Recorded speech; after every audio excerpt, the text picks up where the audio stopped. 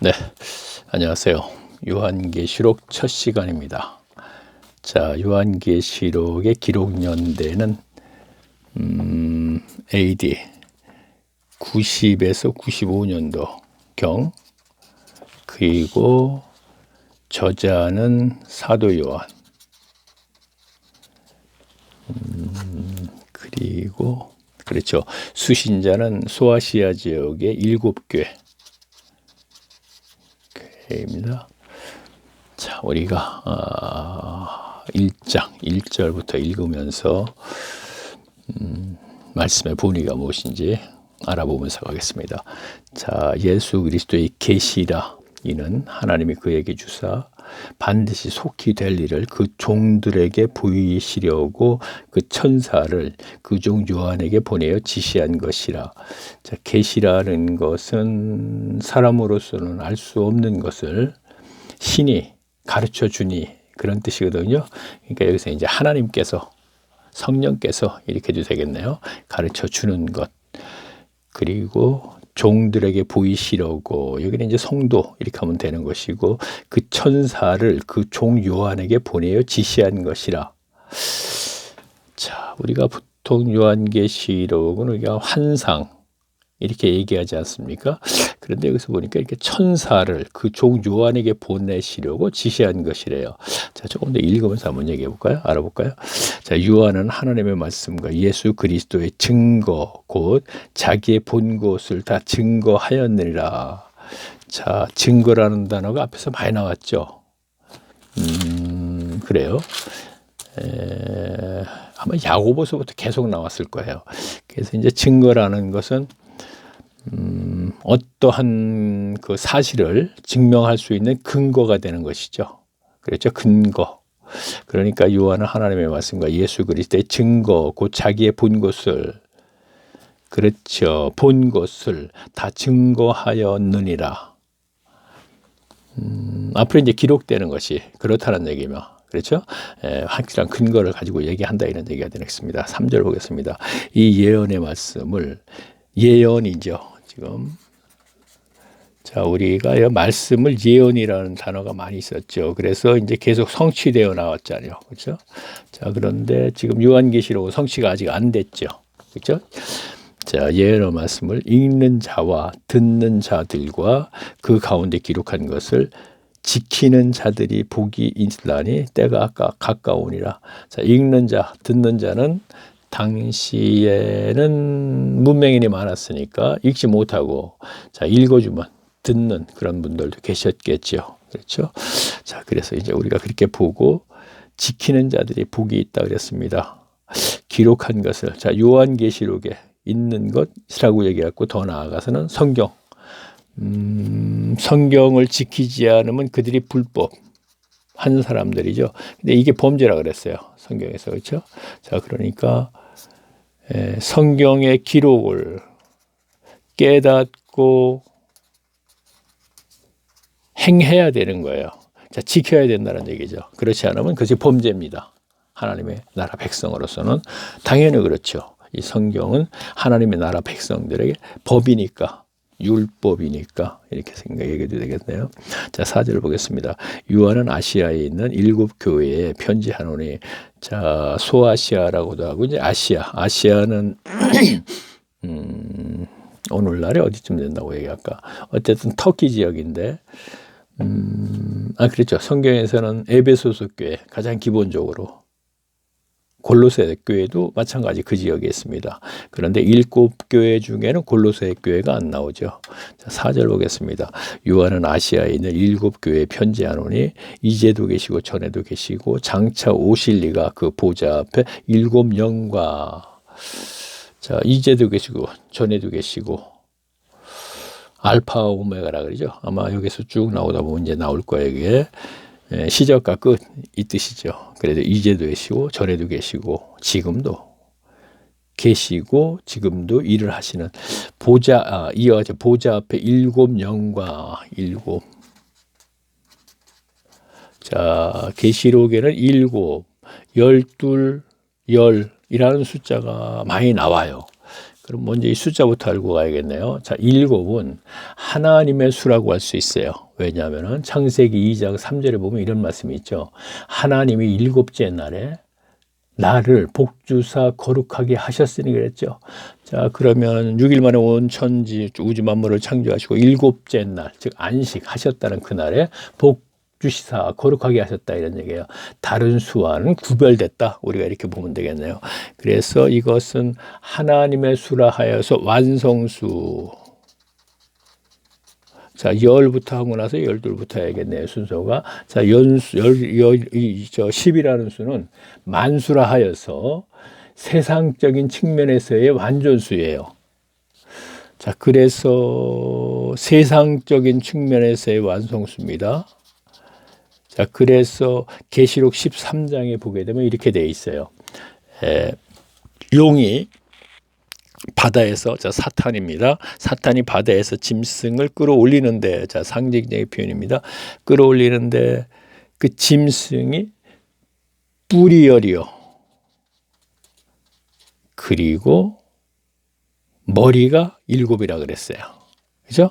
자, 10도 완성수, 7도 완성수죠. 그러니까 뿔이 열이요. 이것은 그 짐승의 어떤 권위를 얘기하고 권력을 얘기하는 것이고, 머리는 우리가 지혜를 얘기한다고 할 수 있거든요.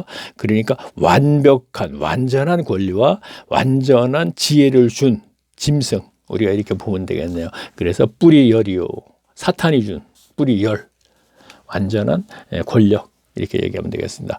그리고 12론, 하나님의 계획과 섭리의 성취를 나타내는 계시록에서 많이 12 많이 그 기록이 있습니다. 그러니까 계시록을 떠나서는 우리가 12지파가 있죠. 그리고 12제자가 있죠. 그리고 계시록에서도 쭉 보게 되면 12이라는 숫자가 많이 나옵니다. 새하늘과 새 땅에서 12대문이라든가 뭐 하여튼 그런 거 많이 나옵니다. 그러니까 우리가 일단 7과 10과 12는 계시록에서 일단 알고 진행을 하는 게 좋겠습니다. 자, 그러면 아까 7이 어디서 나왔죠? 그렇죠. 요한은 아시아에 있는 7교회, 7교회죠. 그렇죠. 7교회가 분명이다. 그러면 이제도 계시고 전에도 계시고 장차 오실 그 보좌 앞에 7명이라. 자, 그러면 아시아에 있는 7교회는 완성수지요. 그렇죠. 오늘날에 말세에, 그러니까 예수님과 초림과 재림 사이에 교회의 모델이라고 보면 돼요. 자, 그러면 오늘날 교회의 모델. 자, 그러면 AD 95년경 100년 잡아도 1920년경의 교회 상태, 그리고 1920년에 오늘날의 교회, 한국교회만 우리 얘기하면 되겠네요. 그렇죠? 물론 여기는 이제 카톨릭과 개신교 다 포함시킨 얘기입니다.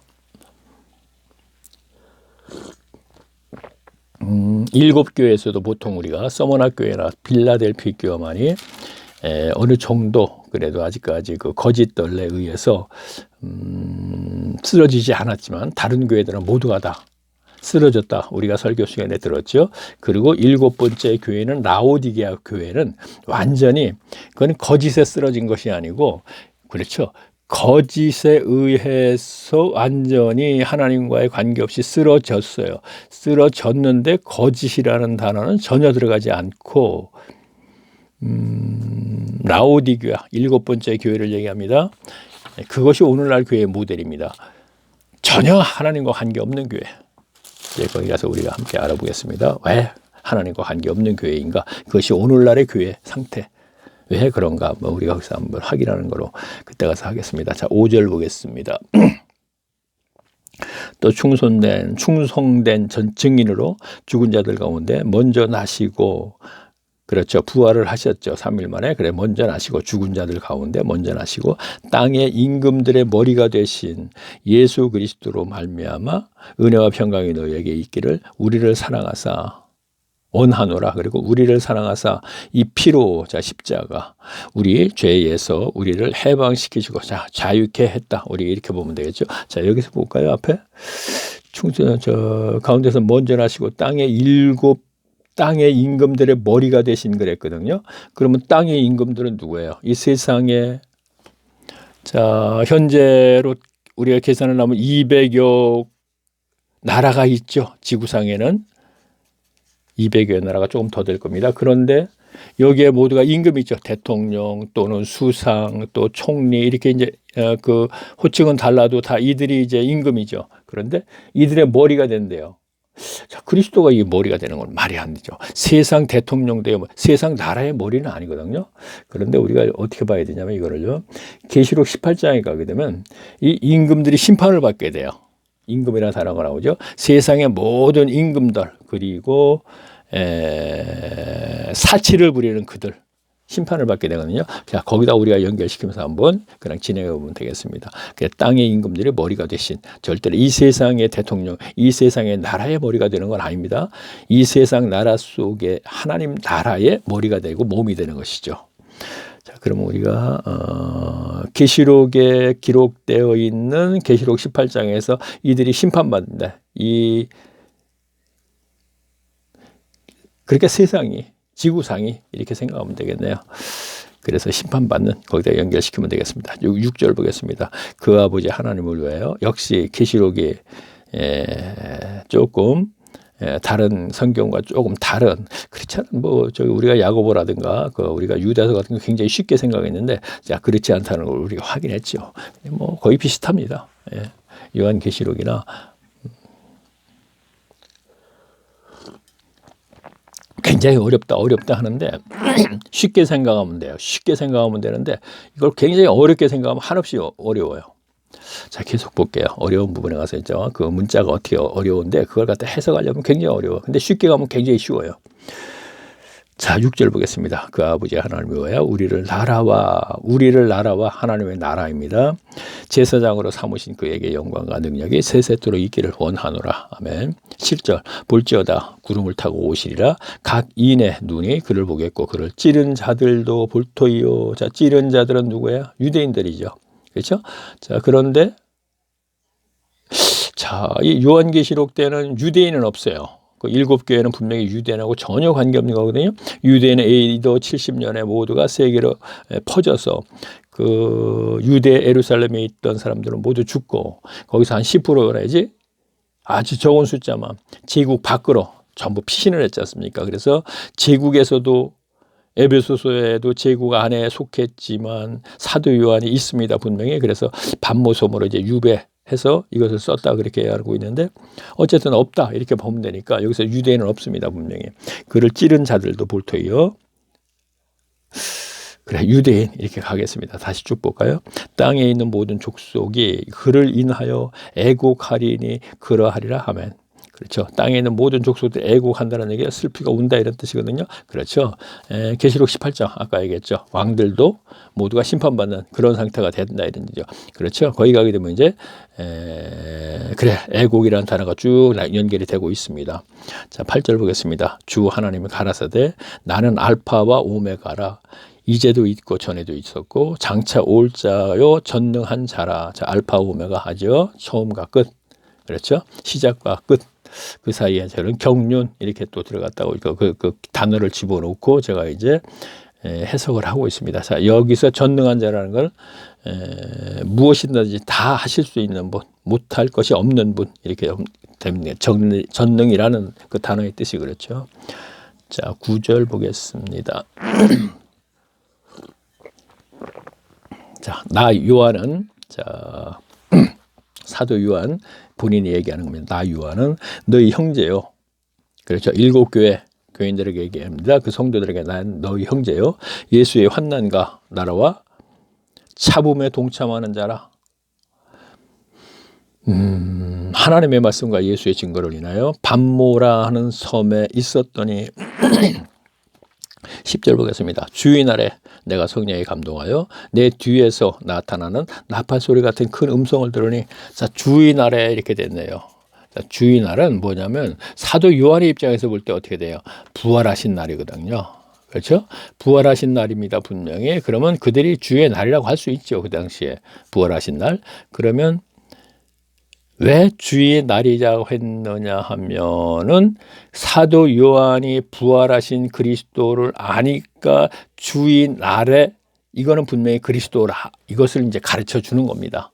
그렇죠? 환상이든 천사가 와서 직접 얘기했던, 자, 저는 환상 이렇게 다도 하지만 제가 천사가 와서 직접 얘기했다는 얘기 1장 1절에 보게 되니까 그 천사를 그 종 요한에게 보내어 지시하신 것이라 그랬죠. 자, 그러면 천사가 사람의 몸을 입고 와서 직접 사도 요한의 반모섬에 있는 사도 요한에게 무엇인가를 얘기를 해 주었는데 사도 요한은 그대로 받아서 썼다. 왜? 환상 그런데 그렇게 가면 되는데 왜 이렇게 가느냐? 또 이유가 되겠네요. 자, 왜 그러냐면요. 오늘날에 우리들이 천사를 생각했을 때는 말도 안 된다 얘기할 수 있어요. 그러나 그 당시 유대인들, 아니요. 그 당시 지금 유대인은 없고, 물론 그 영향을 받았죠. 그 가르침을 받았기 때문에 유대인들은 누가복음 몇 장인가 11장 아마 19절쯤 가면 가브리엘, 자, 가브리엘이라 그랬어요. 가브리엘이 사가라라는 사가라. 자, 이 사가라는 누구냐면 세례 요한의 아버지거든요. 제사장으로 있을 때 나타나서 가브리엘 천사가 내가 아이를 낳을 텐데 아이가 어떻게 얘기를 합니다.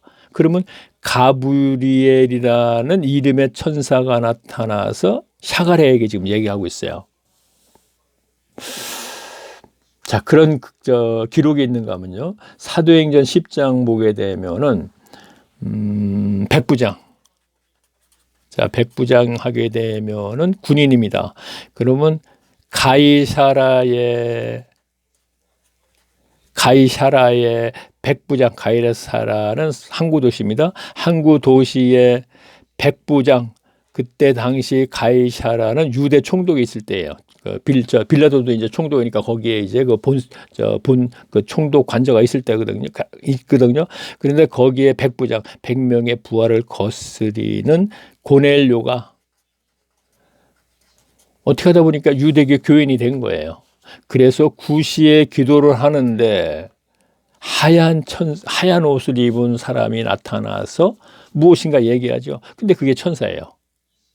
자, 그러면 우리가 성경에 기록되어 있는 그게 분명히 사람의 몸을 입고 하얀 옷을 입고 빛난 옷을 입고 나타난 사람이 무엇인가 요바에 있는 베드로를 불러라 뭐 그런 얘기를 했지 않습니까? 자, 우리가 설교 시간에 들은 걸 잠깐 이제 얘기합니다. 그러면 역시 몸으로 나타나서 고넬료에게 얘기를 했고, 지금 샤갈한테도 몸으로 나타나서, 자, 여기서도 지금요 반모섬에 있는 요한에게 천사가 사람의 육신을 입고 나타나서 무엇인가 얘기를 했을 때 그대로 받아 썼다. 그런데 계속 진행되는 상황에서 보게 되면 또 환상도 물론 있어요.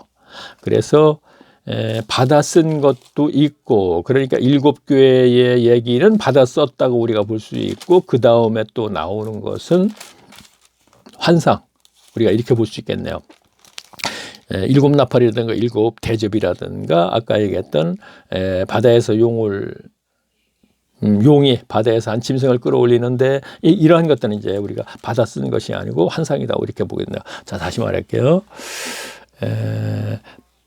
천사가 직접 얘기한 것을 받아 쓴 것도 있고, 그리고 환상도 있고, 우리가 이렇게 보면 되겠네요. 자, 환상을 오늘날 우리들이 과학 문명 시대에 환상이나 환청 같은 경우는 거의 뭐 허망하다 이렇게 생각할 수 있는 거거든요. 그렇죠? 그러나 성경 속에서의 환상과 환청은 분명히 달라요. 자, 예를 들어서 환청 같은 경우는 이제 우리가 이렇게 얘기하죠. 무슨 실제로 존재하지 않는 것인데 소리가 들리는 것 같은 거. 그렇죠? 그러니까 환각 상태. 그러니까 무엇이 없는데도 마치 무엇이 있는 듯이 느끼는 거? 뭐 그런 거 환청. 그런데 환청이라는 단어를 해석하면 그렇게 되는데, 실제로 하나님을 만날 때 환청은 그거와는 분명히 다르다는 겁니다. 그리고 환상도 마찬가지예요. 환상도. 실체가 없는 것을 뭐 우리가 보통 보게 되면 뭐 좀 뭐 아무것도 없는데 그 무엇인가 그 봤다. 굉장히 좀 허망한 거 뭐 이렇게 생각하지 않습니까? 그런데 실제 하나님의 사람에게 하나님이 처음 나타날 때 환청과 환상은 분명히 오늘날의 과학 문명 시대에 그 단어를 해석하는 거하고 분명히 다르다는 거. 여기서 또 그 얘기를 좀 한다는 것은 좀 그렇죠. 분명히 다르다는 걸 분명히 우리가 알고 사도 요한이 밤모습에서 환상으로 보았다면은 허망한 것이 아니다 이런 얘기죠. 그렇다면 기록을 할 수가 없는 것이죠. 이거는 분명히 알고 가야 할 문제를 제가 얘기를 했습니다. 저에게는 체험이 있습니다. 그래서 제 간증을 5시간에 걸쳐서 제 사이에 강의 아니고 이제 그 빼서 이렇게 사이사이 집어넣었는데 거기에서 좀 들으면 아마 좀 참고가 될 수 있겠네요. 무엇인가 제가 얘기하려는 것이 그걸 들음으로써 이제 이 사람이 지금 얘기하려는 게 이거구나. 환청과 환상이라든가 그리고 천사 몸으로 사람의 몸으로 와서 무엇인가 얘기해 줄 때 그때 받아 썼다. 우리가 이렇게 볼 수 있는 것이죠. 그래서 7 교회는 그렇게 하지 않았는가? 우리가 이렇게 본다 이런 얘기입니다. 1절 이렇게 되어 있으니까. 자, 그 다음에 또 계속 볼게요. 나 요한은 이거 봤거든요. 주의 날에 내가 성령에 감동하여 내 뒤에서 나는 나팔소리 같은 큰 음성을 자 이것은 환청인 것 같아요. 또 그렇죠? 내 뒤에서 나는 나팔소리 같은 큰 음성을 들으니 그렇게 돼 있죠. 자 11절 보겠습니다. 가로되 너 보는 것을 책에 써서 자 그렇죠. 너 보는 건 지금 보고 있지 환상입니다. 지금 여기서는 그걸 책에 써서 글로 써서 에베소, 서머나, 버가모, 두아디라, 사데, 빌라델피아, 라우디게아, 교회 7 교회에 보내라 하시기로 몸을 돌이켜 나더러 말한 음성을 알아보려고 하여 돌이킬 때에 보세요. 돌이킬 때 돌아보니 이렇게 되는 거지 않습니까? 나더러 말한 음성을 제가 왜 괜히 따지지? 그냥 환상입니다. 환상이라 그러고 환상이라고 환청이다 그러고 그냥 가면 되는데 아니에요. 구절을 해석하려면 그렇게 될 수는 없는 것이죠. 그래서 구절을 하나하나 뜯어서 해결을 해석하다 보니까 이제 이렇게 되는 건데 제 얘기가 맞아요. 왜? 받아 썼다는 게 맞아요.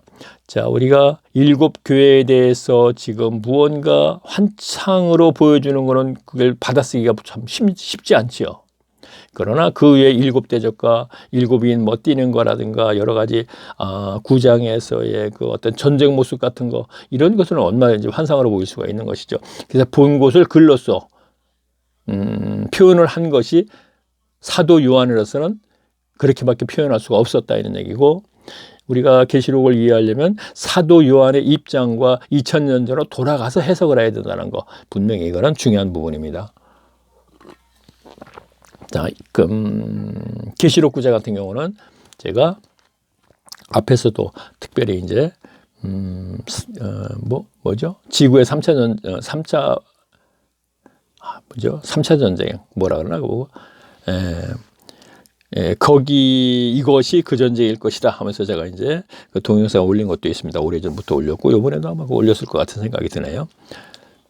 계속 보겠습니다. 자. 그래요. 몸을 돌이켜 나더러 말하는 음성을 알아보려고 해요. 돌이킬 때 7 금촛대를 보았는데 자 금촛대 자 이것도 알 필요가 없는데 걔는 얘기했네. 자 금촛대 보았는데 촛대 사이에 인자 같은 이가 발에 끌리는 옷을 입고 가슴에 금띠를 띠고 자 이거는 해석할 필요 없어요. 그냥 가면 된다고 생각해요. 이것을 해석하려면 어렵기만 하고 또 그 해석이 분분할 수 있고 그냥 전체적으로 뭔가 이렇게 좀 사람하고는 다른 모습 이렇게만 보면 되죠. 금촛대 사이에 인자 같은 자 그리스도를 얘기하는 것이죠. 이가 발에 끌려오는 옷을 입고 가슴에 금띠를 띠고 그 머리와 털의 희기가 흰 양털 같고 눈 같으며 그의 눈은 불꽃 같고 그의 발은 풀무에 단련한 빛난 부석 같고 그의 음성은 많은 물소리와 같으며 그 오른손에 7 별이 있고 그 입에는 좌우에 날선 검이 나오고 그 얼굴은 해가 힘있게 비추는 것 같더라. 굳이 이것을 해석해서 가야지만 꼭 문맥적으로 연결되는 건 아니거든요.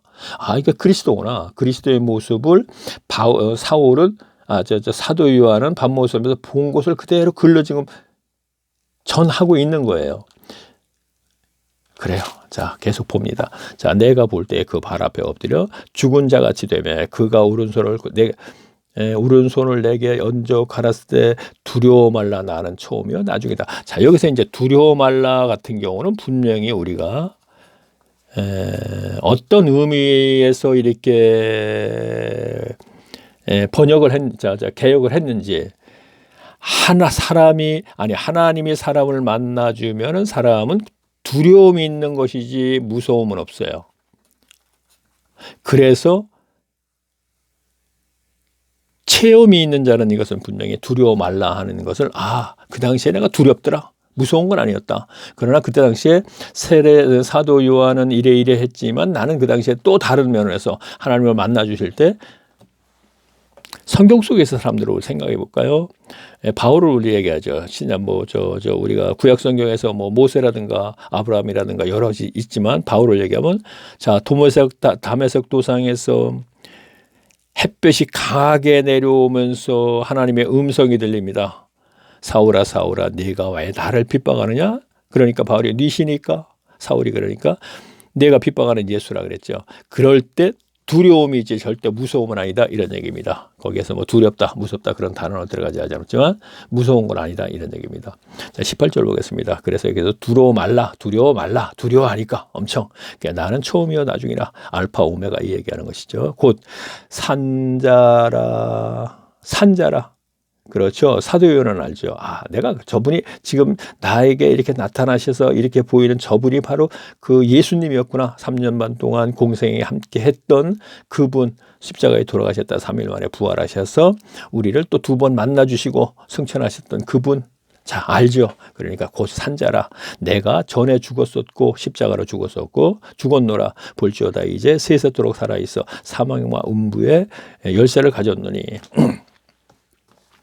계속 보겠습니다. 자, 그러므로 사망과 음부는 심판의 열쇠를 가졌노니 그래서 쭉 진행되면은 어린 양이 인을 띄었다. 그래서 인을 띈 이후에 7 나팔과 7 대접이 이제 진행이 되는 거죠. 그러니까 우리가 종말은 예수님이 말씀하셨어요. 제자들이 종말에 어떤 현상이 일어납니까? 그랬더니 지진이 나고 기근이 나고 쭉 얘기하면서 그러나 이것이 시작이지 끝은 아니다 그랬죠. 그러니까 진행되다가 끝이 있기 때문에 이 과정이 계시록에 지금 나와 있는 거예요.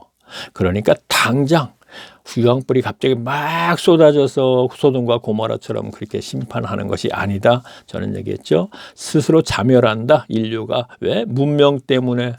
자, 이것이 이제 저는 강조되는 얘기가 이제 나오게 될 겁니다. 계속 볼게요. 자, 이것도 하고 갈게요. 가인을 죽이지 마라. 그래 왜 쭉 가인을 추적해 봤더니 가인의 후속 라멕이라는 사람이 300년도 후속입니다.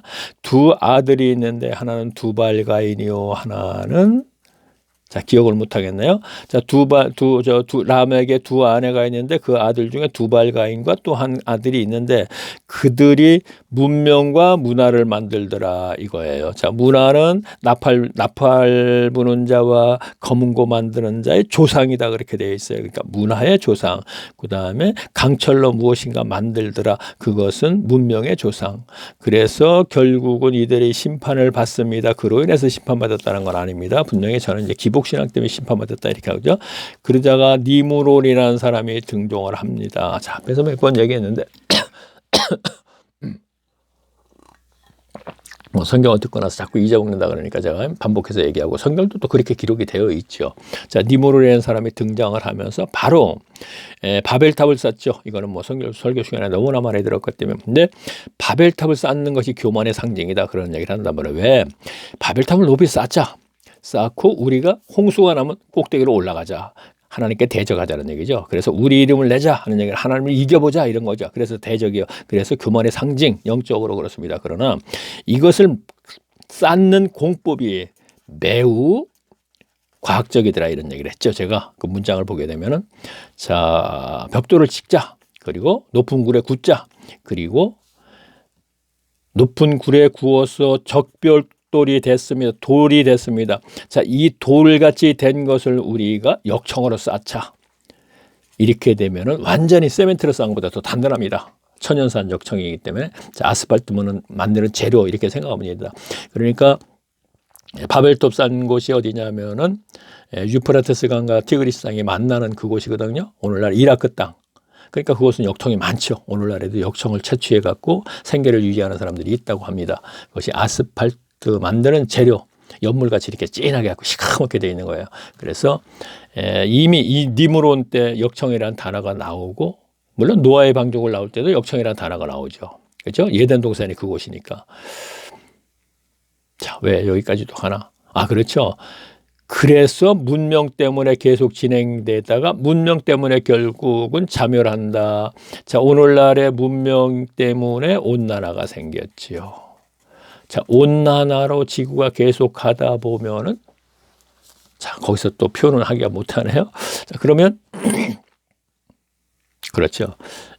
이제 계시록에 가면 18장인가? 거기 가게 되면 뭐가 나오냐면 바로 문명과 문화가 사라지더라 하는 얘기가 또 다시 나옵니다. 그러니까 창세기에서 나온 그 문장 그대로를 연결해서 나팔 부는 자, 검은 고 타는 자들과 퉁수 만드는 자, 그렇게 나오고, 그 다음에 강철로 무엇인가 기계를 만드는 자, 창세기에 그렇게 얘기가 나왔는데 그것이 똑같이 문장의 표현이 그대로 나오면서 그것이 모두 사라지더라. 그렇게 되면 왜 그 문명과 문화를 이걸 표현하면서 사라지더라 그랬겠습니까? 이로 인해서 문명, 온난화, 문화, 타락된 문화, 사치,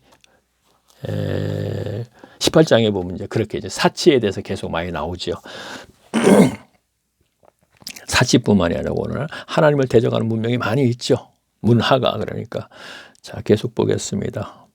내 본 것은 내 오른손의 일곱 별에 비밀과 일곱 금초대라. 일곱 별은 일곱 교회의 사자. 자, 일곱 별. 자, 여기서 별은 일곱 별. 일곱입니다, 분명히. 자, 완성수라 할까? 그 일곱 교회에 주는 거죠. 그럼 일곱 별은 사자. 자, 이거는 지도자. 자, 그러면 여기에서 사자에게 주는 걸, 사자에게 주는 걸, 지도자에게 주는 거래. 왜? 지도자가 타락하게 되면 교인 여러분이 다 타락하기 때문에, 오늘날 목회자가 타락했기 때문에 목회자가 돈밖에 몰라요. 그러다 보니까 성도들도 돈밖에 모르는 거가 돼버렸고, 하나님을 대상으로 돈을 달라 그런다 이 얘기하는 겁니다. 자, 모든 성도들이 지금 전부 교인들이 전부 돈밖에 모른다는 뜻이 아니에요. 하나님을 대상으로 돈을 달라고, 자, 재물 축복받고 자꾸 그러지 않습니까? 그러니까 목회자가 그렇기 때문에 지도자가 사자. 그래서 사자에게, 일곱 교회 사자에게 주는 글이다. 이렇게 보면 되겠습니다. 그리고 일곱 촛대는 교회. 자, 별은 사자, 촛대는 일곱 교회를 얘기하는 거예요. 교회를 얘기한다 이런 얘기입니다. 자, 교회 사자. 우리가 이렇게 해서 진행하면 되겠습니다. 자, 2장 1절 보겠습니다. 에베소 교회의 사자에게 편지하노니. 그렇죠? 사자에게 편지. 자, 그러니까 지도자에게 지금 편지합니다. 지금 오른손에 일곱 별을 붙잡고, 자, 별을 붙잡고 일곱 금초대 사이에 지나가는 이가 가라사대. 자, 일곱 별을 붙잡았다 하는 얘기는 뭐예요? 아까 별은 분명히 사자라 그랬죠? 자, 별을 붙잡고 하는 얘기는 우리가 사도 바울이 3차 전도를 다 끝내고 밀레도에서 에베소 교회 장로들을 오라 그랬어요. 거기서 뭐라 그랬어요? 자, 내가 떠나고 나면 성령께서 너희 장로들에게 교회 지도자를 삼을 것이다 그랬습니다. 자, 거기서는 감독이라고 돼 있죠. 자, 이것이 아마 사도행전 18장쯤 될 겁니다. 자, 3차 전도 끝나고 나서 밀레도에 와서 에베소 교회 장로들을 불러갖고 하는 얘기가, 그러면 여기서 보니까 뭐라고 되어 있냐면 일곱 별을 붙잡고 그랬죠. 다시 말하면 일곱 별, 즉 일곱 사자를 성령께서 지금 지도자로 세웠다 이런 얘기가 되는 것입니다. 그러면 그 성령은 그리스도의 영이시죠. 그래서 이렇게 한번 표현을 하지 않았나? 에베소 교회, 자, 에베소 교회 얘기하는 거예요. 사자에게 편지하노니 일곱 별을 붙잡고. 아, 그러니까 지금 그리스도께서 일곱 보 오른손으로 붙잡고 별을, 그리고 일곱 금 촛대 사이로 지나는 거. 그냥 그 일곱 금 촛대는 뭐예요? 촛대는 바로 교회라는 얘기죠. 다니시다가 이가 갈았을 때 다니시다가 그렇죠. 일곱 교회의 상태를 이제 쭉 얘기를 하고 있지 않습니까? 다니시다가 그 보신 것을 이제 얘기를 한다 이런 얘기가 되겠습니다. 자, 이거는 우리가 환상으로 보면 되겠네요. 여기서부터는 또요. 지금 1장밖에 안 갔네요. 34월이 지나갔네. 역시 뭐가 설명을 할 게 많은데요. 계속 보겠습니다. 자, 내가 내 행위와 수고와 내 인내를 알고자 악한 자들을 용납지 아니하는 것과 자칭 사도라 하되 아닌 자들을 시험하여 그 거짓된 것을 내게 드러내는 것이. 자, 자칭 사도. 자기들이 사도래. 자, 사도는 뭐예요? 하나님으로부터 보냄을 받은 자. 그러니까 여호와 하나님으로부터 세상으로 보냄을 받은 자가 예수님. 역시 예수님은 사도예요. 그렇죠? 그리고 12 제자를 훈련시키고 연단시켜서 예수 그리스도께서 세상으로 보냄을 받죠. 그리고 바울도 사도예요. 누구에게? 이방인에게 보냄을 받게 됐죠. 그렇죠? 그래 사도. 그래서 지금 유대인도 아닌 자칭 유대인이라고 하면서 자기들이 사도라 그러는 거예요, 지금요. 뭐 오래전에 보니까 유튜브에서 사도라고 하면서 어떤 교회에서 뭐 그런 것도 있었다고 뭐 그러던데. 자, 사도는 우리 성경 속에서 일회성입니다. 지금 사도 없습니다. 분명히. 그거 사도 얘기하고 하는 건 그거는 사입입니다. 자칭 사도라 하되 아닌 자. 여기 지금 보면 이들이 이제 그 사탄의 회거든요. 사탄의 집단, 니골라당이거든요. 이들과 똑같은 거예요. 그러니까 그렇게 보면 되겠네요. 요즘에 와서 우리가 내가 사도다, 뭐 그러니까 사도와 비슷하게 제사장이다 한다든가 사도다 한다 이런 것도. 그러면 교인들이 구약의 제사장이 오늘날 목사가 아니야? 그 교인들이 만들어준 거예요. 그러니까 어떤 목사들은 내가 이 시대의 제사장이다 한 사람은 없을 겁니다. 그렇게 무식한 사람이 어디 있겠습니까? 그렇죠? 자, 자칭 사도라. 자, 제사장이라는 게 무식하다는 얘기는 뭐냐면, 진짜 하고 있네. 제사장은 하나님의 중보자예요. 그렇죠? 하나님의 복을 자기가 받아서 백성들에게 주는 거예요. 그렇죠? 어디에 보면 첫째 살 아론이 지나고 나서 그렇게 이제 축복을 했다 이런 얘기가 나옵니다. 근데 축도를 하네, 진짜. 하나님의 복을 받아서 전가. 뭐야, 이들이 지금 니골라당이구만. 그렇죠. 지난 시간에 제가 이제 얘기하면서 적그리스도가 나왔죠. 지난 시간에 계속 베드로전서 후서 요한일서에서 쭉 나올 때, 그럼 적그리스도, 거기에서의 적그리스도가 세월이 가면서 이들이 사탄의 회요. 이것이 니골라당 이름은 자. 당이다 이런 얘기죠. 적그리스도가 이렇게 이제 발전한다 이런 얘기가 되는 것이고, 이 니골라당이 계속 발전해서 오늘날 카톨릭의 아주 고대, 그러니까 AD 313년 콘스탄티니우스가 기독교를 공인해준 이후에 그 당시에 그 교회의 뭐죠? 이름인가 이게? 카톨릭이라고 했는지는 모르겠으나, 그래요. 그 뿌리가 적그리스도, 그 다음에 니골라당, 그리고 카톨릭 이렇게 연결시키면 되겠습니다. 자, 계속 보겠습니다. 3절. 또 내가 참고 내 이름을 위하여. 자, 그리고 나서는 중세 때 루터 칼빈 츠빈키린이 개신교를, 그렇죠? 개신교는 새로 만들었다 이런 뜻이잖아요. 카톨릭에서 분리돼서 새로 하나 교를 만든 것이 개신교. 이렇게 되죠. 자, 계속 볼게요. 또 내가 참고 내 이름을 위하여 견디고 게으르지 아니한 것을 아노라. 그러나 너를 책망할 것이 있나니 너는 처음 사랑을 버렸다. 자, 처음 사랑이면 뭐예요? 처음 하나님을 만나 주시니까 처음 그는 하나님을 사랑했던 그 처음 사랑, 그 은혜 입었을 때 그 믿음과 그 열정과 그 행함이 이제 버렸다 이런 얘기가 세월이 가다 보면 지금요 하나님 편에서 보는 겁니다. 그러나 너를 책망할 것이니 너는 처음 사랑을 버렸느니라. 자, 그러므로 어디서 떨어졌는지 그러므로 언제부터 네가 버렸는지, 언제부터 하나님과의 손을, 예수님과의 손을 동행하는 삶을 살다가 떨어졌는지, 자, 그것을 생각하라 이런 얘기를 하네요. 떨어진 것을 생각하고 회개하여 처음 행위를 가지라. 처음 첫사랑 때 행위를 가져라. 만일 그리하지 아니하면, 회개치 아니하면 내가 네게 임하여 내 촛대를 그 자리에서 옮긴다. 자, 내 촛대는 뭐예요? 촛대는 교회라 그랬죠? 그러면 에베소 교회의 지도자 자리를 옮긴다는 얘기는 무엇입니까? 지옥 백성이 되는 것이죠. 그렇죠? 자, 지옥 백성이 되다. 자, 여기서 우리가 분명히 알아야 할 것은요. 오늘날 목회자와 연결시키면 절대로 안 됩니다. 지금 이 상황에서는 원래 교회는요. 성령께서 감독을 삼는다 분명히 그랬는데 이게 지도자입니다. 지금 에베소 교회 지금 지도자를 얘기하는 거예요. 성령께서 너를 삼아 주신 거예요. 처음 만나 주실 때 그 처음 사랑 그때 내가 감독으로 삼아 줬어요. 그래서 이거를 오늘날 목회자하고 절대 연결시키면 안 돼요. 오늘날 목회자는 신학을 나왔죠. 자, 그래서 자 우리가 교회 선생을 하죠. 여기에서 니골라당은 분명히 신학과는 관계가 없지만 성경에서 율법사가 분명히 신학을 연구해서 그 다음에 교법사 가르치는 신학교 교수 역할이라고 분명히 자꾸 반복해서 얘기하고 있죠. 그들과 같은 거예요. 근데 그들을 성령께서 감독 세우니까 지도자 세운 거 아니잖아요. 오늘 목회자들이 자, 일곱 촛대고 일곱 별이지 이걸 자기들에게 연결시켜서 하는 사람들이 많이 있거든요. 절대로 거기에 속아서는 안 됩니다. 그들에게 제가 해봤자 소용도 없고, 그러니까 절대 그들은 자기들이 뭐 여기에 해당되는 사람으로 알고 있으니까 교인들이 속아서는 안 된다 이런 얘기입니다. 자, 6절 보겠습니다. 자, 제 동영상을 쭉 따라오신 분은 벌써 뭐 첫째 사진은 아론이 손을 두고 축복했다는 얘기며 축도며 개신교를 만든 그들의 예배 시간, 예배 행위라든가 그 책을 제가 보여주면서 전부 얘기했다. 이러한 것을 전부 듣고 지금 따라왔기 때문에 특히나 어떤 사람들은 지금 노트에다 메모도 하는 사람이 있을 수 있어요.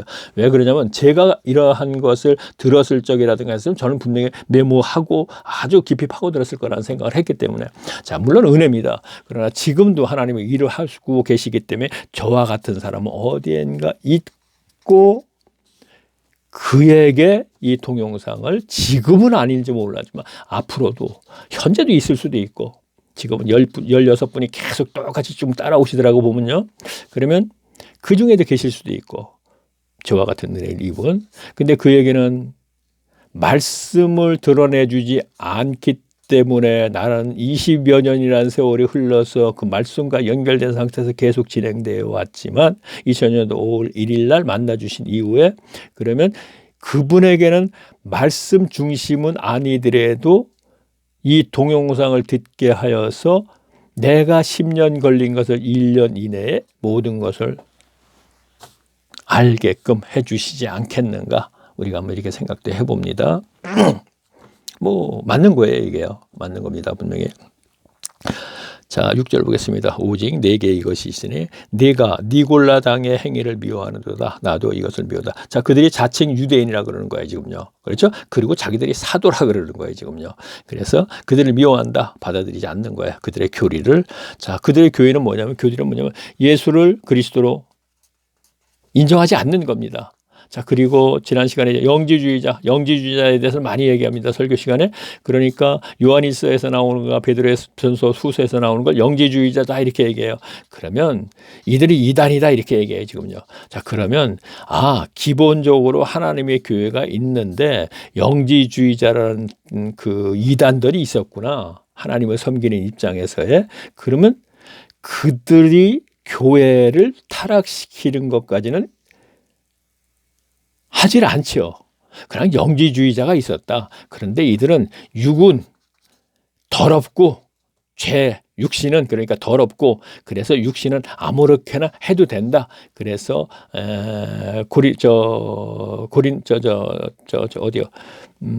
생욕이라는 단어가 많이 나왔고 뭐 또 그것도 반대로 무슨 얘기가 나오나? 하여튼 그런 얘기들이 많이 나왔죠. 영주주의자들이 이제 그렇기 때문에 몸은 더럽다. 그래서 그러한 어떤 그 이성 간의 향락적인 그런 생활을 굉장히 했었고, 그러나 영은 깨끗하다. 이렇게 주장했던 사람들이다. 이렇게 우리가 설교 시간에 들었죠. 그러면 여기서 바로 니골라당이 그들과 같다. 그들이 바로 적그리스도다. 쭉 추적이 올라가면 그렇다는 얘기입니다. 그리고 지금 이들이 바로 유대인이다 이런 얘기를 하는, 실상은 유대인이 아니다 이런 얘기를 하는 것이죠. 쭉 내려가서 이제 그 서머나 교회에 가서 이제 그런 얘기가 나옵니다. 자 계속 보겠습니다. 7절. 귀 있는 자는 성령이 교회들에게 하시는 말씀을 들을지어다. 이기는 그에게는 내가 하나님의 악원에, 자, 이기는, 자, 니골라당 같은 그들 바로, 그리고 그것 외에 거짓들에게 거짓들에게 미혹되어서 거짓들이 하는 것이 멋져 보여서 그들의 흉내를 내고 교인들을 갖다가 구동으로 데리 가버리면 이건 문제가 되는 건데, 그것 유혹에서, 그 미혹에서 이기면 이렇게 되는 거예요. 자, 그 당시에는 지도자를 한다는 것이 엄청 힘들었어요. 바울 같은 경우도 자비랑하고 하고 막 그러지 않습니까?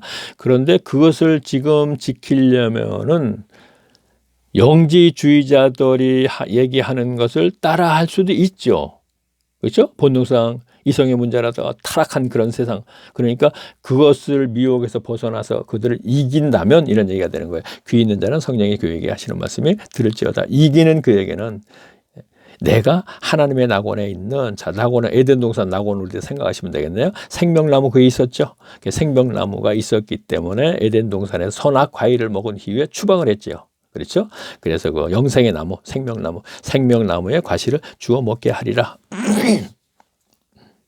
그렇죠. 7교회는 분명히 유대인들이 아닙니다. 그런데 이런 얘기를 한다는 것은 그들도 이미 구약 성경을 배워서 다 알 것은 다 알고 있다는 얘기죠. 그 당시 신약 성경이 없었으니까 배우면 계속 구약 성경을 가르칠 거 아니에요. 그렇죠? 물론 복음에 대해서 이제 가르치겠죠.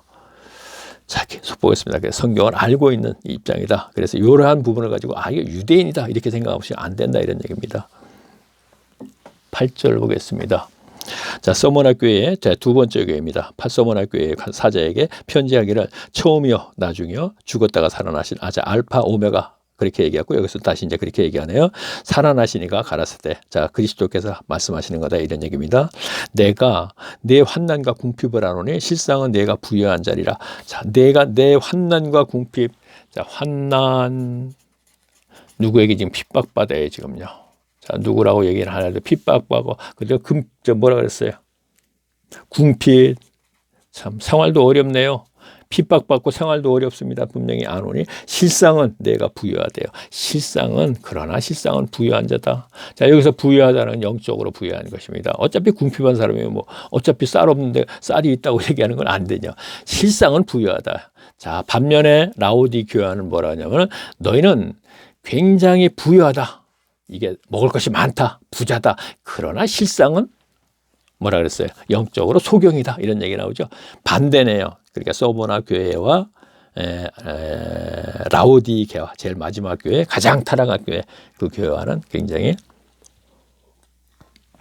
그런 우리는 모든 것이 다 부여하다. 그러나 그리스도께서 하냐. 그러나 너희는 소경이다. 영적으로 아무것도 모른다. 오늘날 교회의 현실입니다. 한국 교회. 자, 계속 보겠습니다. 가라사대 한난과 궁핍을 하노니 실상은 내가 부여하잖아요. 자칭 유대인이라 하는 자들의 해방도 하는. 자, 여기도 이제 그 니골라당이 이제 침투를 했네요. 에베소 교회와 똑같이 해방도 하노니.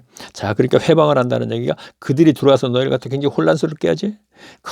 그냥 몸은 더러우니까 마음대로 우리가 해도 된다. 영만 우리가 잘 보존하면 된다. 이런 식으로 해방도 안 오니 실상은 유대인이 아니요 사탄의 회라. 그렇죠. 사탄 집단이다 이런 얘기입니다. 자, 계속 볼게요. 10절. 내가 장차 받을 고난을 두려워 말라. 볼지어다 마귀가 장차 너희 가운데서 몇 사람을 오게 던져 시험을 받게. 자, 교인들 중에 몇 사람을 오게 던져 하는 얘기는 죽임을 당한다 이런 얘기가 되겠네요. 그렇죠? 자, 던져 시험을 받게 하리니, 자, 너희들이 그걸 보고 나서 굉장히 시험될 것이다 이런 얘기죠. 야, 이거 하나님이 계시는 거야? 우리의 형제와 자매를 저렇게 지금 순교를 하게 만들고 죽임을 당하게 만들고 이런 중이니까, 자, 받게 하리니 너희가 10일 동안 환난을 받으리라. 자, 10일이라는 단어가 나왔네요. 자, 아까 10이라는 단어 뭐라 그랬습니까? 제가 이거는 만수로서 세상적인 측면에서의 완전수라 그랬죠. 분명히. 그래서 아까 제가 계시록 13장에 10불 이런 얘기를 했죠. 근데 여기서 보니까 10일 동안 환난을 받으리라 그랬죠. 자, 완성수. 세상의 만수. 이거는 하나님과 관계없는 수네요. 10일. 10이라는 숫자는 7과 12는 하나님과 관계 있죠. 7. 자, 7일 동안 모든 걸 창조하시고 6일 동안 7일에 안식하셨다 연결하고, 그 다음에 12. 12지파와 12제자. 그렇죠? 자, 계속 보겠습니다. 환난을 받으리라. 네가 죽도록 충성하라. 그리하면 내가 생명의 면류관을 네게 주더라. 자, 귀 있는 자는 성령이 그 교회들에게 하시는 말씀을 들을지어다. 이기는 자는 둘째 사망의 해를 받지. 둘째 사망은 뭐죠? 우리가 죽었어요. 다음 두 번째 우리가 심판받으면 또 구동으로 들어가는 거, 지옥으로 들어가는 거, 이걸 얘기하고 있죠. 자, 여기서 귀 있는 자는 들을지라 계속 반복되는 얘기입니다. 자, 귀가 누구나 다 있죠. 그렇죠? 자, 하나님의 말씀을 받아들일 수 있는 귀 있는 자. 지금 제가 이것이 하나님의 말씀 계시로 배웠다고 감히 얘기하면서, 감이라고 좀 빼겠습니다. 얘기하면서, 자, 이것을 듣기를 즐거워한다면은 귀가 있는 것이죠. 막가네, 제가 지금. 목회자들은 거짓말하면서도 막가는데 제가 보세요. 몇만 명, 몇천 명이 들으면은 이거는 분명히 계시가 아니고 거짓이에요. 네, 거짓입니다, 분명히. 왜? 교인의 수가 몇만 명, 몇천 명, 몇십만 명이 듣는다는 것은 기독교 역사 이래, 아니요, 창조 이후, 에덴 동산 이후에 교회에 그런 일은 없었어요. 야, 초대교회에서 3,000명 있잖아. 5,000명도 있고. 그거 절대로 잘못된 거야. 3,000명 다시 보세요. 3,000명 앞에서 뭐라냐? 베드로가 세례를 받고 구원을 이루라 그랬습니다. 그러면서 3,000명이 와서 세례를 받으니까 이거 다 구원받았네. 이렇게 돼버리는 거예요. 베드로가 그 앞에서 그래요. 문장에. 세례를 받고 구원을 받으라. 그러니까 세례받은 3,000명이 막 세례를 받습니다. 그럼 그 3,000명이 자기들도 구원받았다고 생각했을 겁니다. 분명히. 그래서 오늘날 또 교인들 다 그렇게 생각해요. 그래서 우리 교회 3,000명도 모두 구원받았습니다. 이렇게 버린단 말이에요. 지금요. 문자적인 해석이죠. 자, 그러면 그 다음에 3,000명 이후에 연결된 문장을 보게 되면 어떻게 되어 있느냐면은 사도들이 가르칩니다. 그 다음에 그들이 가르침을 행합니다. 그 행하는 것이 소유를 팔아서 필요에 따라서 나누어 줍니다. 그랬더니 하나님이 마지막에서 뭐냐면 구원받는 자를 날마다 더하게 하시더라 그랬습니다. 그러면 3,000명 구원받은 게 아니잖아요. 3,000명 세례를 받고 입교식만 한 것입니다. 유대교회에서 디아스포라 유대인들이 오순절 와가지고 입교식만 하고 그 다음 또 가르쳐서 이 가르치었을 때 이것이 귀 있는 자는 듣고 실천을 했던 것입니다. 그랬더니 하나님께서 그 보답으로 구원받는 자를 날마다 더하게 하루 지나면 또 얼마큼 많으면 많이다고 분명히 얘기하겠죠. 아주 소수의 사람들이 귀가 있었다. 귀를 얘기하다 보니까 여기까지 가게 됐네요. 자, 다시 보겠습니다. 성경이 이렇게 해야지 정확한 해석이 되는 거고 이해를 할 수 있는 것이죠, 분명히. 그러나 지금 제 동영상을 따라오시는 분은 다 아는 얘기야. 근데 한 번 더 하는 거예요, 그냥. 여기에는 이 얘기가 적당하니까 이렇게 연결을 했을 적에 아는 얘기가 연결시키는 것이죠. 우리가 설교를 들어도 다 아는 얘기잖아요. 저거 전번에 했어. 몇 개월 전에. 작년에 했어. 계속 반복하는 거죠. 설교라는 것이. 그렇죠? 자, 잊어먹으면 또 하고 자꾸 하는 거지 않습니까? 역시 마찬가지예요. 지금 성경도 계속 반복된 얘기를 계속 하고 있었죠. 우리가 서신서를 쭉 보더라도. 그러면 표현만 다르고 상황이 달랐을 뿐이고. 그런데 문제는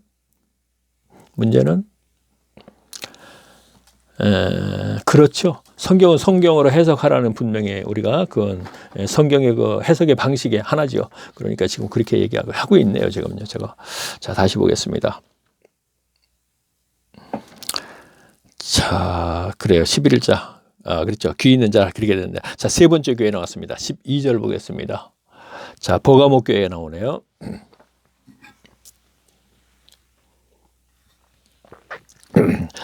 버가모 교회의 사자에게 편지하기를 좌우에 날선 검을 가진 이가 갈았을 때, 자, 이거 해석할 필요 없어요. 주석 보면 이거 해석하는데 복잡해. 이거 해석하고 복잡하다. 이거 아무 해석할 이유가 성경을 우리가 본 의의를 아는데 전혀 관계없는 거라는 얘기죠. 저는 그래서 주장합니다. 해석할 필요 없다. 주석 가지고 씨름할 필요도 없다. 이런 얘기죠. 주석은 여가저가 막 얘기했지만 저는 주석 보지 않고 제 방식대로 한다고 분명히 얘기했으니까 제 방식대로 좀 주장할 수밖에 없습니다. 여기에 묶일 필요는 없다는 얘기죠. 자, 계속 보겠습니다. 여기서 묶이려면 어떻게 됩니까? 교회의 사자는 누군지 알죠? 편지하기를 좌우에 날선 검, 이거 해석에 들어가야겠죠. 자, 좌우라는 건 어떤 뜻이고 날선 검은 어떤 뜻이고, 그럼 우리가 이렇게 보면 돼요. 하나님이 왔으면 살았고 운동력이 있어. 좌우에 나선 검. 여기다 연결시키면 되겠네요. 그렇죠? 그러나 저는 여기에서 그렇게 연결시켜서 또 그걸 뭐 검이 칼이고 뭐 이렇게 할 필요는 없다 이런 얘기죠. 자, 검 하게 되면 또 어디에 예배서 6장에 가면 이렇게 되겠죠. 성령의 검, 즉 말씀을 가지라. 또 그렇게 연결시켜서 또 해야겠죠.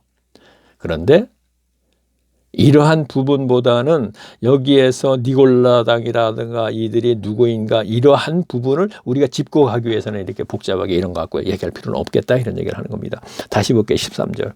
자, 그러다 보면 진짜 본 의를 놓친다 이런 얘기를 합니다. 자, 내가 어디에 사는 것을 내가 아노니 거기는 사탄의 위라. 이번엔 회가 아니고 위라 그랬어요. 자, 회다.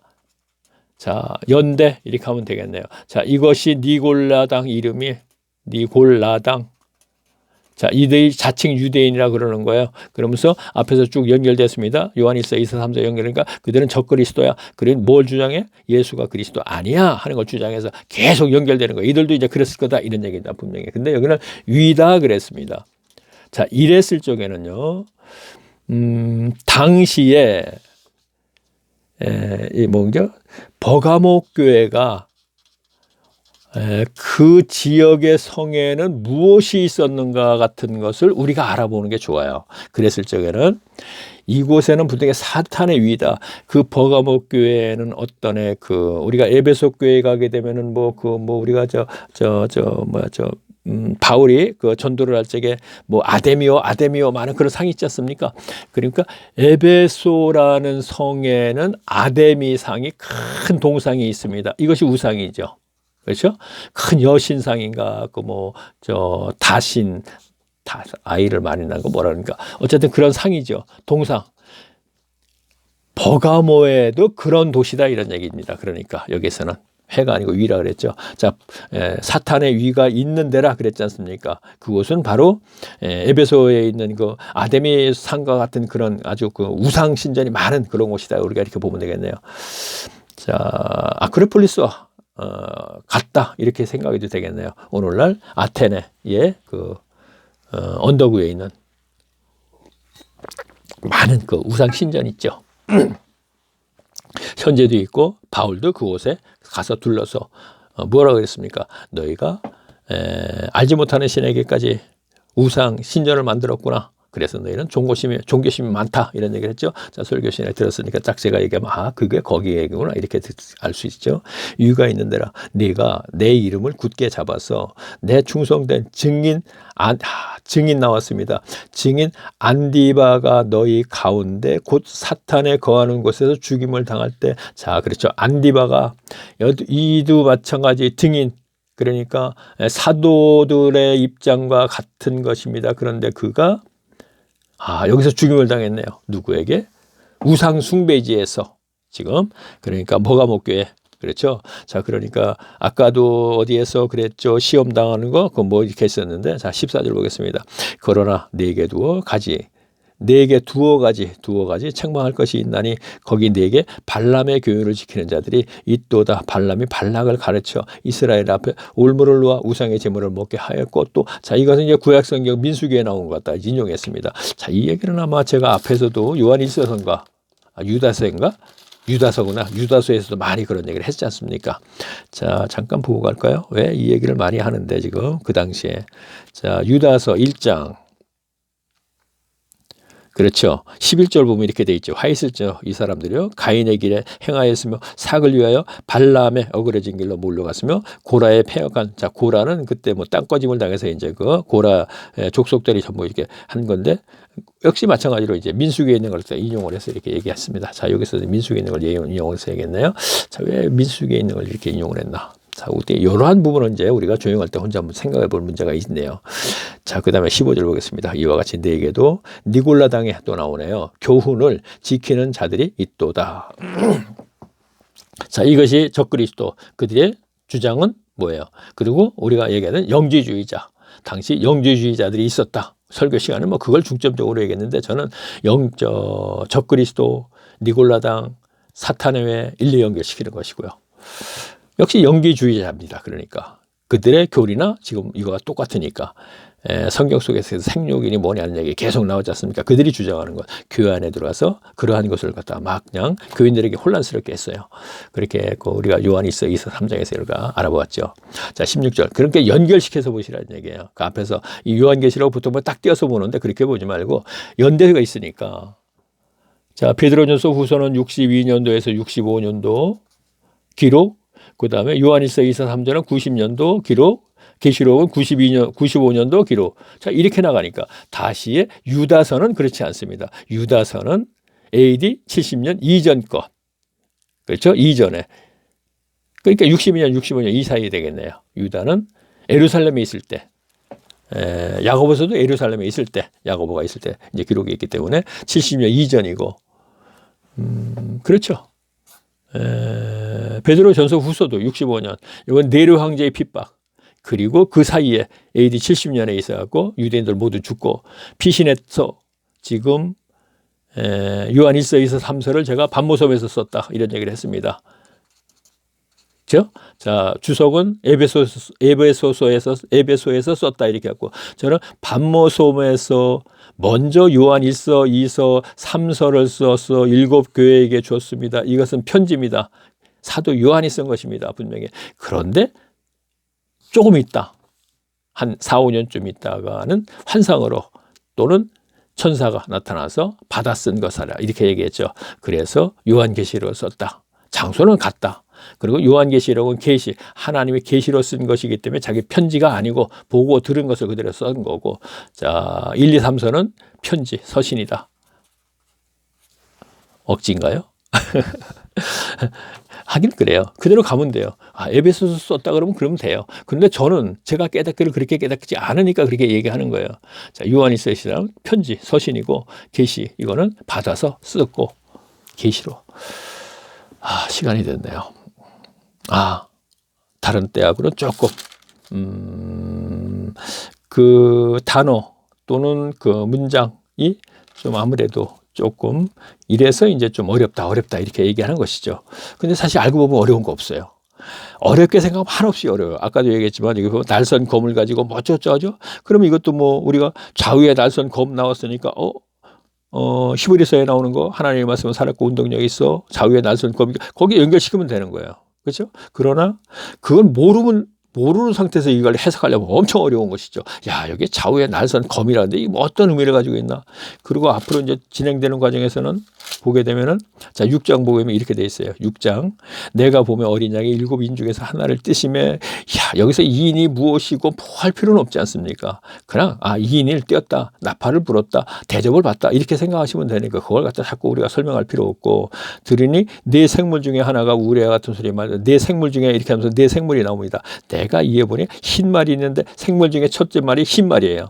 근데 그 탄자가 활을 가졌고 멸류관을 받았고 나가서 이것을 흰 말이 어떤 의미를 가졌느니 뭐니 물론 그것도 종이에요. 뭐 이제 흰 말 같은 경우에는 뭐 승리나 정복을 의미하고 그다음에 둘째 말엔 뭐 붉은 말은 또 무언가 또 이제 전쟁이나 뭐 살육을 의미하고 물론 그러한 정도는 하고 가야 되는데 아유, 그때 가서 할게요. 시간 다 됐는데 쉽지 않은 걸 가지고 제가 괜히 어설프게 얘기하는 것도 그러네요.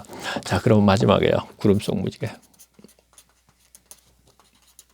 제가 지금까지요, 골방에서 하나님을 만날 때라든가 책에서도 제가 신약성경을 창세기 1장에서 모두 다 다루고 1장에서 11장까지 다루고 그다음에 아루아 저 족장들이 다루고 그다음에 말라기서로 가고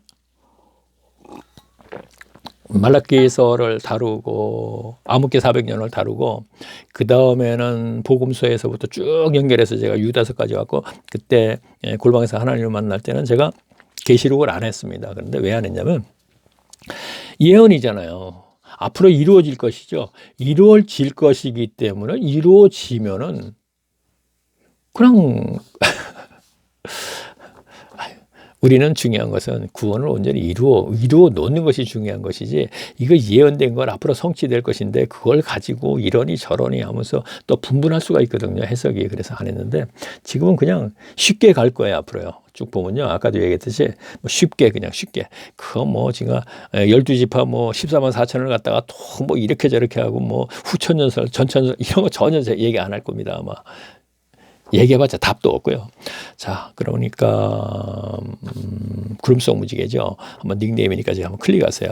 그러면 이제 동영상 화면에 밖에서 뜨죠. 이걸 다시 클릭하게 되면 제가 1강에서부터 지금 169강이 될 겁니다, 아마. 자, 1강서부터 들으세요. 1강서부터 들으셔야지.